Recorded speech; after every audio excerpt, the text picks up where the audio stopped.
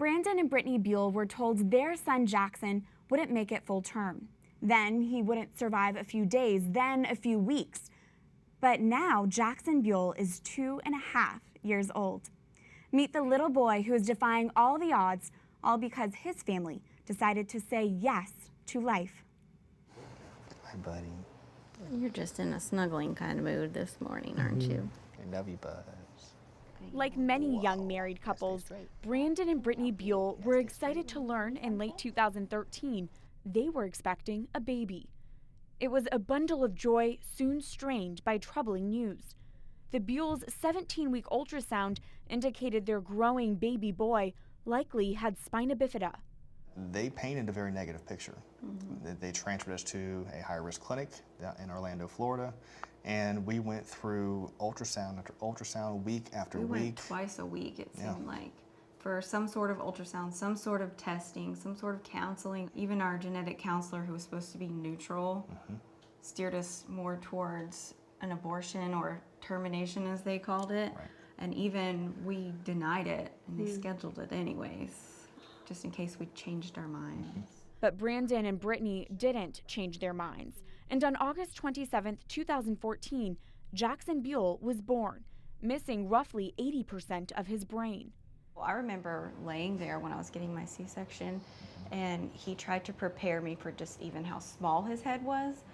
And even that first initial shock was like, okay, we're really in for something, because he was a lot smaller than I ever anticipated. Jaxon, as far as doctors can tell, is not in pain, but is severely disabled. He receives his nutrition from a tube and has frequent startle seizures. It's okay. Hey, It's all right, Mommy's big right here. I guy. got you.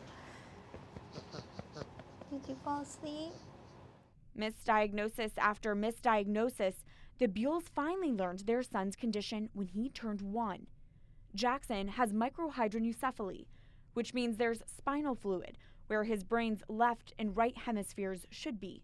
Brandon and Brittany made a decision early on in their parenting. Instead of preparing for Jaxon's death, they would focus on Jaxon's life. We want him to experience as much as possible, and it's really benefited him because he's really smart and strong and he's learning. They document his strides in Facebook videos. Bud. Mommy's proud of you. Look at you eating that cookie. Jaxon eating on his own. Good job! Look at those big steps. Jaxon attempting to walk. The Buells even claim to hear their son say, "I love you," like in this moment, captured here. I love you. Jaxon recently passed the 2.5-year mark, another achievement defying what the family's doctors predicted.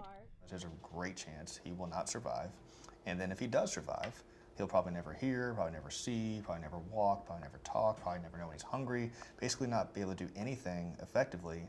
We still walked forward in our own faith saying it's not our choice. The Buells want to help other families also living with a medical marvel, so they created the Jaxon Strong Foundation to help raise awareness and funds for neurological research. And the Christian couple released a book chronicling lessons they've learned. It's titled, "Don't Blink." This life is short. Happiness is fleeting. Nothing lasts forever. And it's enjoying the moment. It's seizing the day. It's carpe diem. You mentioned that Jaxon was here born for a purpose. What do you think that purpose is? I think it comes down to hope. He's already touched so many more lives than I will ever be able to touch. And he's not even 3. We know better than anybody else there's a great chance we outlive our son. And although that'll be tough, if and when that day happens, it does not discount anything he's done.